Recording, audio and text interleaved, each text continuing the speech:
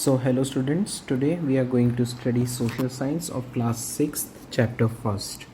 So we are going to cover this chapter in two parts, and today you will receive part 1 and tomorrow you will receive part 2 of this lecture.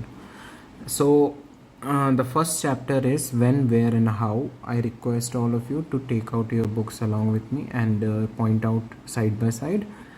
So let's study. The first paragraph here is children learn more by observing people, places, event around them.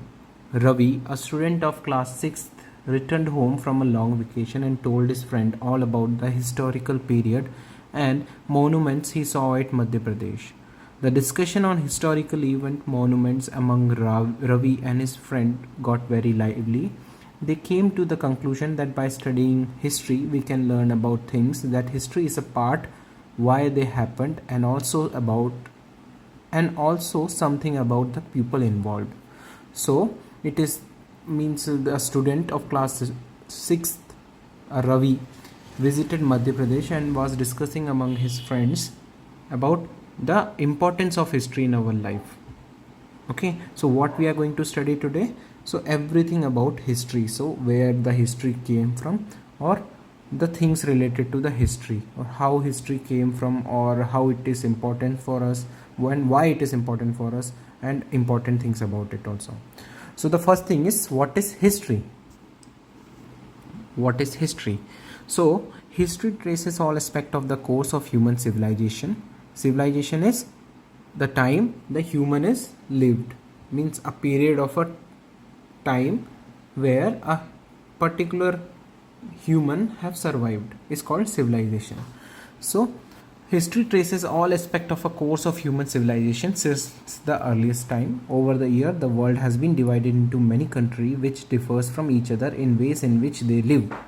Studying past events tell us a lot about our ancestors, how they lived, what they ate, and what kind of clothes they wore, the kind of shelter or houses they lived in, their belief and their leisure activity, their festival, the sort of difficulty they faced, how they overcame other, and we also learn about various aspects of the life of kings, priest, merchant, hunter, gatherer, art and artisans, musicians and scientists. So in this whole sentence from here to here, we came to know about means history, the traces of history, the history from where we got history. So it came from the human civilization since the earliest time. So and the countries that divided means today you see different countries na, like India, Pakistan, China, Russia. So this all country divided among themselves because of their difference in the history. So they must have some similarities among themselves, but they are different according to their history. That's why they are different with us. So studying past event tells a lot of things about our ancestor. अपन को अपने पूर्वजों के बारे में history बहुत कुछ बताती है कि how they used to live, what they used to wear, what kind of shelter they were in, and what are their belief मतलब उनका विश्वास क्या था, क्या किस चीज़ पे भरोसा करते थे, किस धर्म को मानते थे. देयर लेजर एक्टिविटी, यहाँ लिखा है their belief, their leisure activities. Leisure activity means जो उनको अच्छे समय में वो उनको टाइम पास करने के लिए क्या करते थे, या वो किस अच्छे तरीके से टाइम को पास करते थे. उनके फेस्टिवल क्या थे, देयर फेस्टिवल. अपन को ये सब जानने को मिलता है हिस्ट्री की मदद से. और किसके बारे में, और भी किंग्स के बारे में, पुराने ज़माने के राजा के बारे में, मर्चेंट्स के बारे में. मर्चेंट मतलब जो बिजनेसमैन होते थे. हंटर एंड गैदरर मतलब पहले के ज़माने में कोई फसल नहीं लगाता था, सिर्फ गैदरिंग करते थे. मतलब फल गिरा है तो उठा के ले आए. हंटर मतलब शिकार करते थे एनिमल्स का. फिर क्या है, आर्ट एंड आर्टिशंस. आर्ट मतलब आर्ट होता है, कोई पेंटिंग है, पोएम है, सिंगिंग है, ये सब एक आर्ट होता है. आर्टिशन मतलब कोई गाना गाता है वो आर्टिशंस है, जो पेंटिंग बनाता है वो आर्टिशंस है. और ऐसे ऐसे डिफरेंट है. Musicians and scientist. So why study history, the next point is why study history. So the past lead to the present. In other words, present situation have evolved out of past action and events. This is why studying the past help us to understand the present problem and situation better. It also help it easier for us to shape a better future for ourselves. There are two ways in which we can understand the history of any country. Careful observation of reliable sources material, rational approach to accepting and rejecting historical interpretation. So why study history? मतलब why we should study history? So with the help of history we come to the present situation, means how things are today. मतलब आज ये सब चीज़ें कैसे हुई इसके बारे में कैसे पता लगता है? हिस्ट्री के बाद पढ़ने से. हिस्ट्री में जब अपन पढ़ते हैं तब समझ में आता है अच्छा आज ये सब चीज़ें ऐसी हैं. क्यों है? क्योंकि हिस्ट्री में उसके साथ ऐसा ऐसा होता था. और अपन जो प्रेजेंट की प्रॉब्लम्स हैं उसको कैसे फिगर आउट करते हैं? ये सब प्रॉब्लम कहाँ से आई? अच्छा हिस्ट्री में यहाँ से आई है. सो ये सब एक पॉइंट है और इसके हेल्प से अपन को क्या होता है? फ्यूचर को अपने अच्छा और अच्छा बनाने के लिए हेल्प मिलता है हिस्ट्री पढ़ने से. और अपन किस तरीके से पढ़ सकते हैं? There are two ways to understand history of any country. So first way is to carefully observation of reliable sources material. So reliable sources मतलब विश्वसनीय जो सोर्सेज होते हैं, जैसे कि किसी आदमी ने अपन को कुछ लिख के दिया, जैसे कि कुछ पुरानी ग्रंथें हैं, कुछ धार्मिक किताबें हैं जिस पे अपन पूरी तरीके से विश्वास करते हैं कि ये सब चीज़ें पहले हुई होंगी और उनके मदद से अपन आज का हिस्ट्री ड्रॉ करते हैं.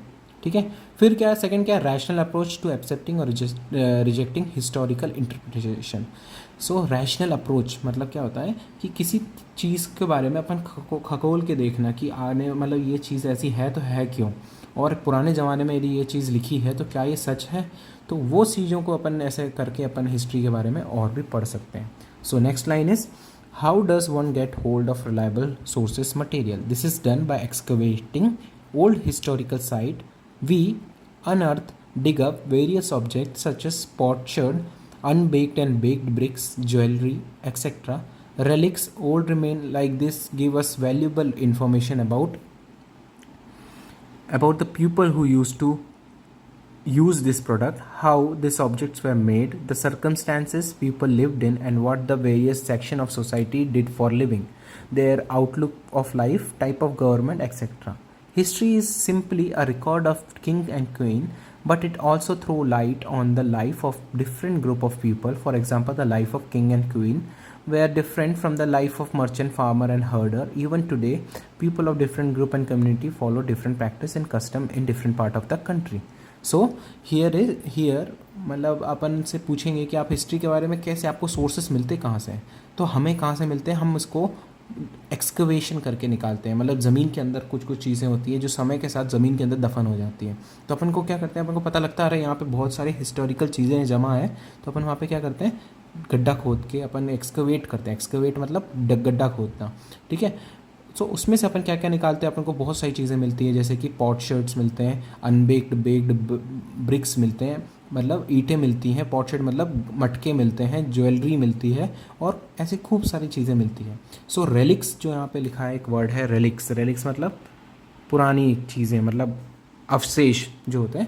So relics like this give us valuable information. So इससे अपन को वैल्यूबल इन्फॉर्मेशन मिलता है कि उस ज़माने के लोग कैसे रहते थे और किस टाइप की गवर्नमेंट थी, या उस टाइप के लोग किस चीज़ से डरते थे, क्या होता था. और अपन को इससे दूसरे ग्रुप के बारे में पता लगता है कि इंसान किस किस तरीके का होता था, क्या क्या करना पसंद करता था. और अपन को इससे जैसे कि अपन को ये पता लगता था कि राजा रानी वगैरह कैसे रहते हैं, लाइफ मतलब मर्चेंट की लाइफ कैसी है. फार्मर और हर्डर क्या होता है? मतलब चराने वाले लोग होते हैं जो मवेशियाँ चराते हैं, उनको हर्डर कहते हैं. Even today people of different group and community follow different practice and custom. So आज भी बहुत सारे लोग डिफरेंट कस्टम वगैरह फॉलो करते हैं. यहाँ एक फुटनोट दिया हुआ है साइड में जिसमें लिखा है Herodotus is regarded as the father of history. So Herodotus is regarded as the father of history. History का फादर किसको बोलते हैं? हीरोडस को. History is derive from the Greek word it is known about the past. So इसका मतलब क्या होता है? हिस्ट्री का मतलब होता है to know about the past. What is the meaning of history? It is a Greek word which means to know about the past. Human beings are called homo sapiens by scientists. The earliest fossil remain found in Africa are almost 5 million years ago. So 5 million मतलब 50 लाख साल पुरानी चीज़ अपन को fossil मतलब उस ज़माने के अवशेष मिलते हैं 50 लाख साल पहले की. 50 लाख साल पहले. ओके. सो ह्यूमन बींग को क्या बोलते थे? होमो सेपियन. सो आगे चलते हैं. फिर अपन पढ़ते हैं why how do we study history, अपन हिस्ट्री को कैसे पढ़ते हैं. So history is divided into two sections, pre history and history. So the first is pre history. There are no written record of this period. Men had lived on earth for thousands of years before they learned the art of writing. So there are no written record of to rely on. Thus the study of early stage of human history is entirely based on a material remain left by the early men. The another period is history. These are the written records of this period. According to Oxford Dictionary, history is written or spoken account of past event. Till the 19th century, little was known about the prehistoric period. Around the 19th century, scholars began to dig at places where prehistorical men had once lived. This brought to light tools, pottery, crude jewelry, bones of ancient men and animals. After analyzing this material remain, historians came to the conclusion that the story of man began from the 4 million year ago in Africa. So, how we study history? यहाँ से यहाँ तक में क्या लिखा है, यहाँ से यहाँ तक में लिखा है कि history is divided in two parts. History को अपन दो पार्ट में डिवाइड करते हैं, जिसको अपन कहते हैं प्री हिस्ट्री और history. So what is pre history? Pre history is the period before human learn to write. Means आज आपको लिखना पढ़ना आता है, मगर एक ज़माना था इंसान को लिखना पढ़ना भी नहीं आता था कि वो अपने बारे में लिख के चले जाए कहीं पे कि आने वाली पीढ़ी उसके बारे में पढ़ ले. तो एक ज़माना था कि ये सब नहीं पढ़ पाया, तो इसलिए उस ज़माने के बारे में अपने पास कोई भी रिकॉर्ड नहीं है, तो उसको अपन कहते हैं प्री हिस्टोरिकल पीरियड. उसके बारे में अपन को पता करना रहता, तो कैसे पता लगता है? अपन को केव में देखा तो अपन ने पेंटिंग्स देखी, पेंटिंग्स देख के अपन को समझ में आता है अच्छा इस टाइम पे ऐसे लोग रहते होंगे. अपन को मगर लिखित में कुछ नहीं पता, इसलिए अपन इसको प्री हिस्टोरिकल टाइम मानेंगे. ओके. और हिस्ट्री क्या होता है? जब इंसान ने लिखना सीख लिया तो अपना रिकॉर्ड छोड़ता गया. So there is a written history about everything happened at that time. Okay. So till the 19th century से क्या हुआ कि एक अलग तरीके का अब लोगों में जिज्ञासा बढ़ गई and people started to dig at places मतलब ज़मीन, मतलब अलग अलग जगह खोद के देखने लगे. सो उनको क्या क्या मिला? सो उस ज़माने की उनको पोट्रीज मिली. पोट्रीज मतलब जो मिट्टी से बनने वाली चीज़ है, जैसे कि मटका है, दिया है, ऐसी ऐसी चीज़ें मिली. क्रूड ज्वेलरीज मिली. Bone of ancient man and animal मिले कि इंसानों के और जानवरों के हड्डियाँ मिली, जिससे पता लगा ऐसे ऐसे जानवर भी होते थे उस ज़माने में, जैसे डायनासोर होते थे. सो ये भी पता लगा. आफ्टर एनालाइजिंग मटेरियल, ये सब चीज़ों को एनालाइज करने के बाद पता लगा कि ह्यूमन हिस्ट्री जो है ये 4 मिलियन साल पहले अफ्रीका से आ सकती है. इसका सबसे पहले अफ्रीका से आ सकती है. कब? 4 मिलियन साल मतलब 40 लाख साल पहले इंसान सबसे पहले पाया गया था. सो टाइम फ्रेम ऑफ हिस्ट्री. अब यहाँ पे कुछ एक वर्ड बॉक्स लिखा है, इसमें लिखा है मैन्यूस्क्रिप्ट. मैन्यूस्क्रिप्ट का मतलब क्या होता है? जिसका हाथ से लिखा हुआ कुछ भी होता है उसको अपन कहते हैं मैन्यूस्क्रिप्ट. आर्कियोलॉजी क्या होता है? जो हिस्ट्री की जब अपन पढ़ाई करते हैं तो अपन उसमें क्या करते हैं, अपन को गड्ढा वगैरह खोद के देखना पड़ता है कि यार इसके बारे में स्टडी कैसे करेंगे, तो that is archaeology. So what is monuments? Monuments are the ruins of old forts. जैसे कि ताजमहल है, तो ताजमहल अपन को एक हिस्ट्री के एक बहुत बड़े पीरियड के बारे में बताता है. सो रेड फोर्ट है, रेड फोर्ट अपन को हिस्ट्री के बारे में बताता है. तो वो सब क्या है? मोनूमेंट्स हैं. स्क्रिप्ट क्या होते हैं? The style and form of which letter और सिम्बॉल्स आर रिटन. तो स्क्रिप्ट क्या होती है? जैसे हिंदी स्क्रिप्ट होती है जिसमें अपन का खा गा पढ़ते हैं, सब कुछ ये जितने भी चीज़ें हैं ये पढ़ते हैं. और इंग्लिश अल्फ़ाबेट कैसे होते हैं? ABCD होते हैं. सो ये सब एक अलग अलग तरीके की स्क्रिप्ट है. तो सेकुलर लिटरेचर क्या होता है? सेकुलर मतलब होता है रिलीजन जिसमें इन्वॉल्व ना हो. सो अपन को बहुत सारी चीज़ें होती हैं जिसमें, जैसे कि सेकुलर लिटरेचर वो होते हैं जो किसी धर्म में रिलेटेड ना हो, उसको अपन कहते हैं सेकुलर लिटरेचर. सो अपन को टाइम फ्रेम के बारे में कैसे पता लगा? मैं टाइम फ्रेम इन हिस्ट्री यहाँ दिया हुआ है. What time frame in history? So history deals with the story of man's past. Therefore, it is important that each event is linked to the fixed point of time on a suitable scale. Thus, would work like centimeter mark on a ruler. This is why historian introduced the concept of BC and AD. The year before the birth of Christ was expressed as BC or BCE or before Christ era. All dates before the birth of the Christ are counted backwards. On the other hand, AD stands for Anno Domini, the year of the Lord. It stands for the year which birth of the Christ. Therefore, the year 2008 can be written as AD 2008. Lord Buddha is said to have been born sometime between 563 and 483 BC. Before Christ. This means that Buddha was born about 500 years before Christ. Some historians use the word CE.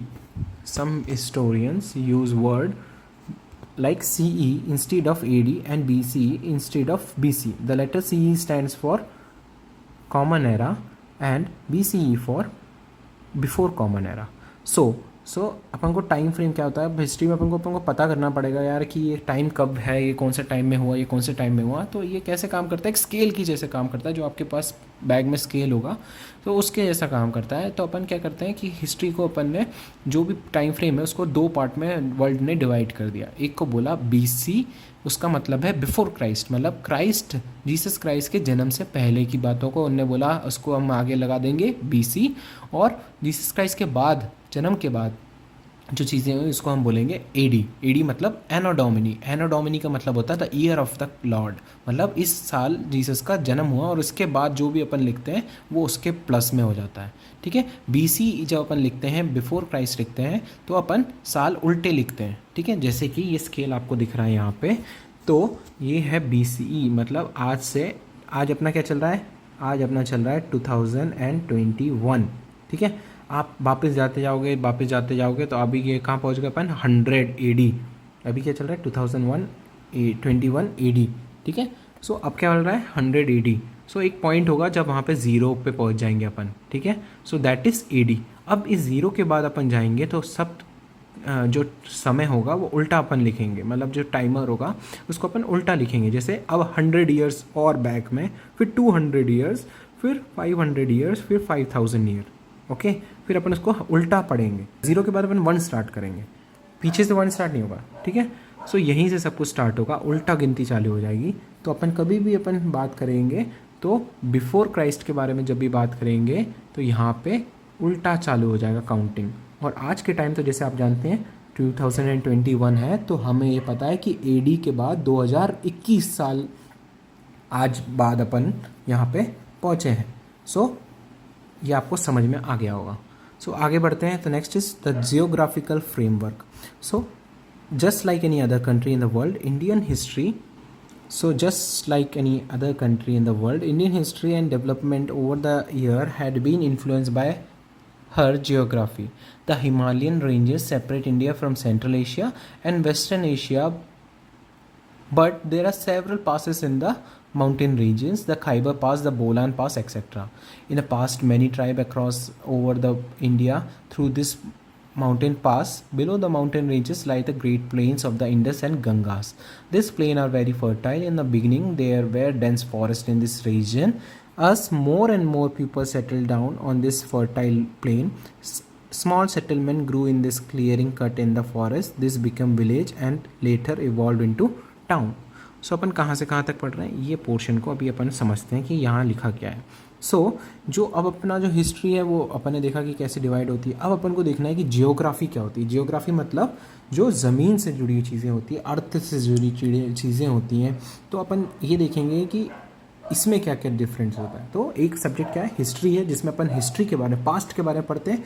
और geography क्या होता है, geography होता है ज़मीनी बारे में. जैसे कि आप कहाँ रहते हैं, मध्य प्रदेश में रहते हैं, तो दिस इज़ कॉल्ड जियोग्राफी. ठीक है.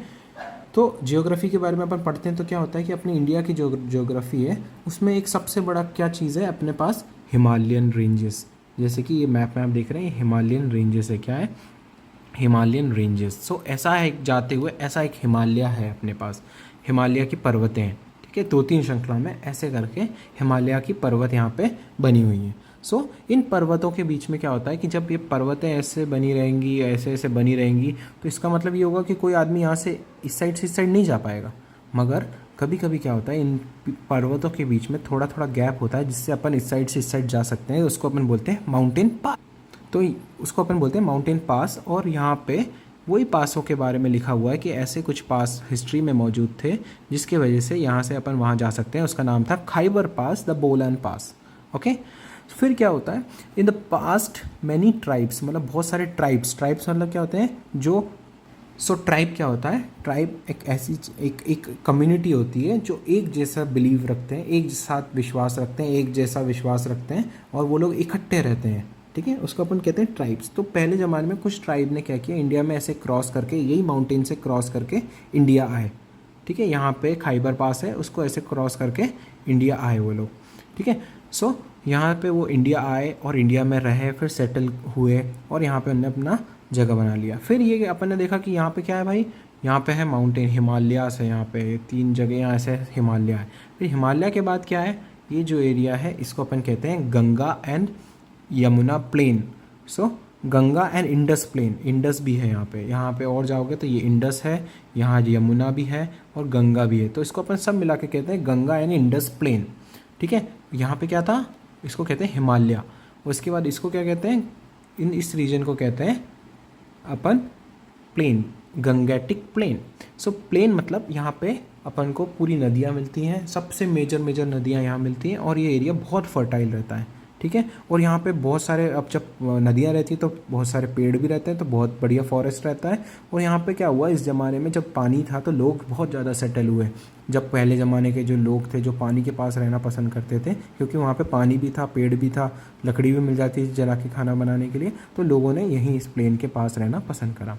सो इन दिस पीरियड, इसके बाद पढ़ते हैं यहाँ से, in this period many city developed along the bank of river Ganga and its tributary. In the northern plain, many emperor, including the Mauryan and the Gupta, rose, flourished and well. To the south of this plain are the Vindhyachal mountain. These ranges separate the northern plain and from the southern part of the country. The southern peninsula is an elevated plateau with numerous rivers crisscrossing it. Evidence of early human settlement has been found in the valley system of this river. ठीक है, there was a number of port on the eastern and northern coast of the peninsula. Trade with foreign country took place from this port. One such port was Surat. Archaeological evidence revealed that the people of Surat traded with the Phoenicians about 3000 years ago. सो अपन कहाँ से कहाँ तक पढ़ते हैं, यहाँ से यहाँ तक पढ़ते हैं कि इसका मतलब क्या है। सो जैसे कि आपने पढ़ा, मैंने आपको बताया यहाँ पे खूब सारी रिवर है, ये जो ब्लू लाइन दिख रही है ना, ये सब जो ये ब्लू जो दिख रहा है, ये सब एक रिवर है, ये सब एक रिवर है जो चंबल है, यमुना है, सब जाके कहाँ मिलती है, गंगा में। सो ये सब एक रिवर है, इसके पास लोग रहते थे, उनको वहाँ रहना पसंद था, तो यहाँ से लोग जब बसने लगे तो यहाँ बड़े बड़े साम्राज्य बनने लगे। एम्परर मीन्स साम्राज्य बनने लगे, उनमें से एक था मौर्यन, गुप्ता, ऐसे कुछ साम्राज्य थे, वो यहाँ पे बसे। फिर अपन यहाँ पे थोड़ा साउथ जाते हैं तो यहाँ पे क्या आता है, विंध्याचल माउंटेन रेंजेस आते हैं जो कि मध्य प्रदेश में है, जैसे कि अपने पास में है, तो ये विंध्याचल माउंटेन रेंजेस है, ठीक है। ये इनके बीच में से बहती है नर्मदा रिवर, ठीक है।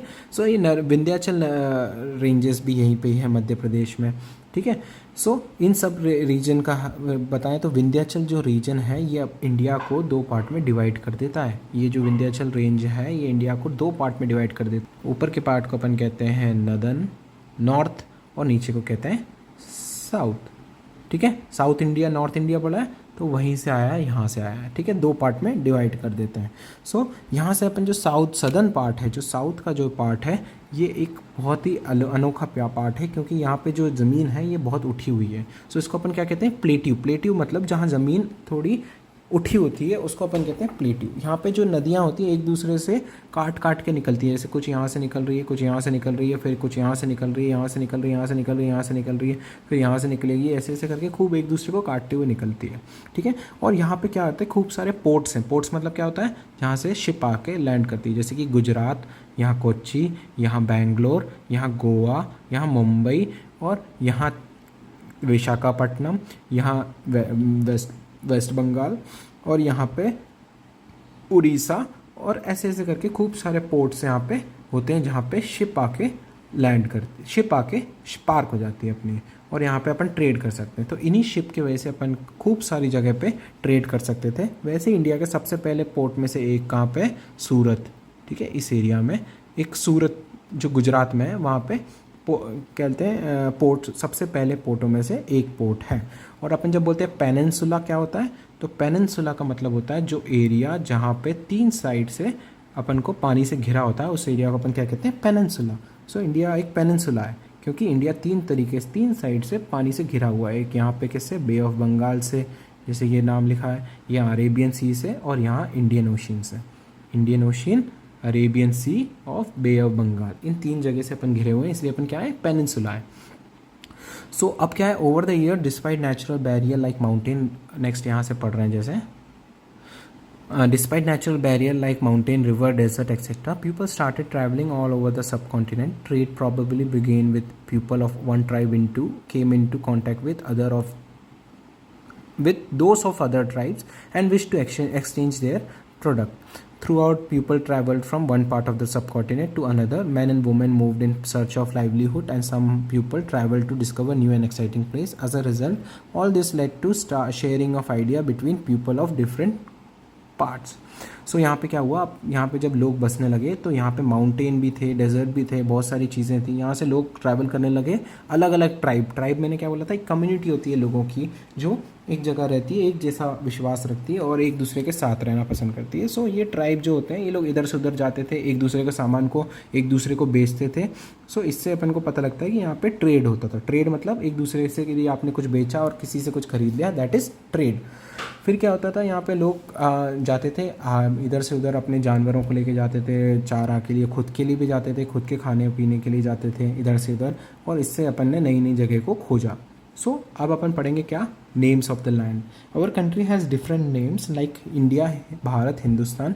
The word India came from the word Indus. The word Indus is derive from the original Sanskrit name of the river Indus, Sindhu. The Iranian and the Greek who came through the northwest called it Hindos or the Indos, and the India to the east of the river was called India.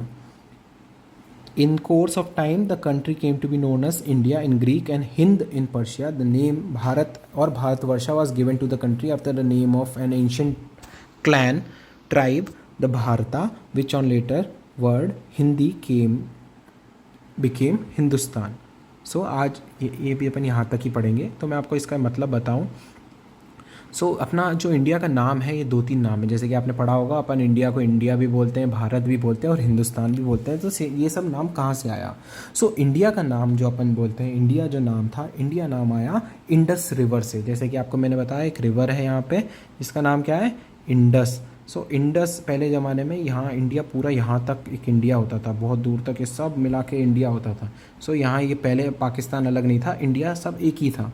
सो ये Indus जो river है इसका नाम था, इसको अपन हिंदी में सिंधु बोलते थे, सिंधु नदी. तो ईरानियन और ग्रीक, ईरानियन मतलब ईरान से जो लोग आए थे, ग्रीक से जो लोग आए थे, इन लोगों ने उसको सिंधु को बोल के उसे हिंदू बोल दिया, और इंडस को बोलते थे इंडोस बोल दिया, और इसको धीरे धीरे नाम इंडिया हो गया. और कुछ लोगों ने अपने अपने हिसाब से इसका नाम बदल के रखा. जैसे कि ग्रीक लोग जो होते हैं ईरान और पर्शिया के पास से जो लोग आए हैं, तो ये लोग इंडिया को क्या इंडिया बोलते थे, और जो पर्शियन लोग थे वो इंडिया को हिंद बोलते थे. सिंध से हिंद हुआ और इंडस से इंडिया हुआ. ठीक है, सिंधु जो इंडस नदी है उसका हिंदी नाम क्या है, सिंधु नदी. सो सिंधु से हिंदू हुआ और इंडस से इंडिया हुआ. ठीक है, फिर अपना एक और नाम है, कहते हैं भारत. भारत कहाँ से आया, तो भारत एक नाम आया, एक बहुत पुराना क्लैन था. क्लैन और ट्राइब जैसे मैंने आपको बताया था, ट्राइब, उसी ट्राइब को अपन क्लैन भी बोलते हैं, क्लैन भी बोलते हैं, इस ट्राइब को क्लैन भी बोलते हैं. तो पुराने ज़माने का एक बहुत फेमस क्लैन था जिसका नाम था भारता. ठीक है, उस भारता के नाम पे, भारता ये जो लिखा है भारता, उस भारता के नाम पे इंडिया को भारत नाम मिला, और उसके बाद से अपन इंडिया को भारत या भारतवर्षा बोलते हैं.